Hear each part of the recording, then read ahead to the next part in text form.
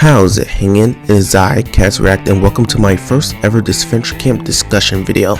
Now I know this is something different and we're all dying to get straight to my all-star reaction, but I just want to take a moment to digest everything that has happened and talk about some of the things that I personally like and things that I dislike. Today we're going to be taking a look at one of the season 1 casts, that being Jake. Now don't get me wrong, this is not a Jake hate video.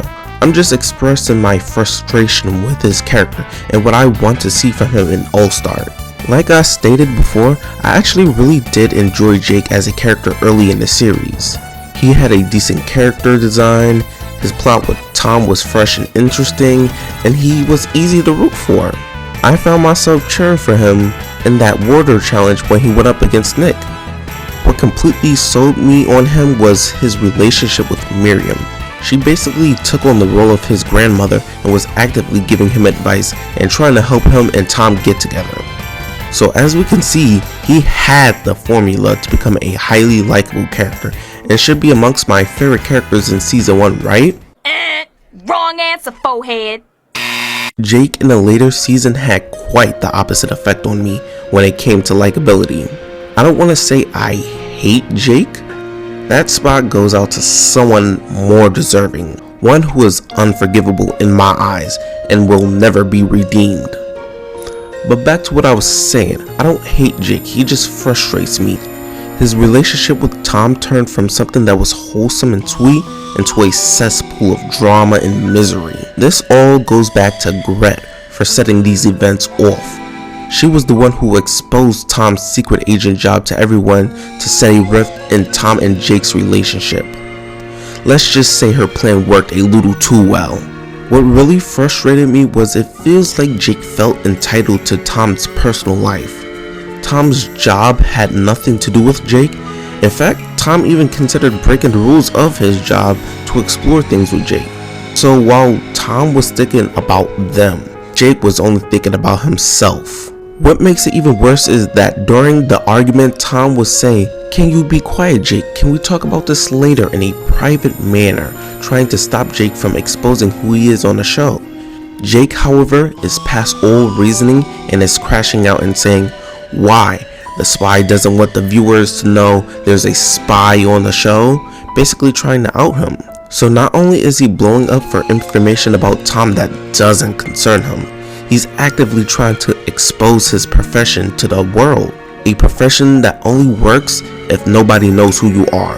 At this point, I'm getting angry on Tom's behalf because Jake is doing too much.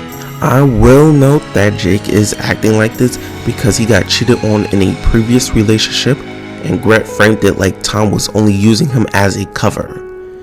That doesn't justify Jake's action in any way. I just wanted to give full context so you can come to your own conclusion on if you think Jake was justified or not. So after Tom and Jake work things out, a few episodes later, everything's cool, everything's fine, there's no problems. That is until Alec and Fiore came to deliver the coup de grace, aka the final blow on the damage Gret did to Tom and Jake's relationship. They convinced Ellie, who was someone Jake started trusting in emotionally, to plant a seed in Jake's head that Tom had a boyfriend. Now I will admit, Jake did try to question things this time, but since it came from someone who he thought he could trust, it's a little bit more understandable why he would allow himself to be manipulated for a second time. However, the fact that Jake threw his vote at Tom was probably his biggest sin. Now let me divert attention from Jake to Tom for a second. Now Tom did play a little into his downfall as well, telling Ellie, someone who wasn't even a part of his original alliance, that he had found an immunity item wasn't the smartest idea. Fiore and the others likely wouldn't have split their votes like they did and went only after Tom, to which I believe he would use his immunity item and finally defeat Fiore. So I do believe Tom was a little naive too, but he still had the common sense not to vote Jake out because of an argument. So not only did Jake cost Tom his literal job, he also cost him the $1 million. It may seem like I'm picking on Jake, but it's coming from a good place. Now that we've seen Jake's flaws in season 1, he has a chance to really shine in All-Stars. He has a real chance to grow and ascend to the top of the characters I like. I want to see some real changes in Jake. I want to see him take charge of the game, make his own decision that will better his game, avoid getting manipulated, and most importantly, communicate with Tom. What I'm basically asking is to see growth from him. He has the tools to do it, and I believe he can. That's my hope for All-Stars Jake, to show that he isn't anything like Season 1 Jake.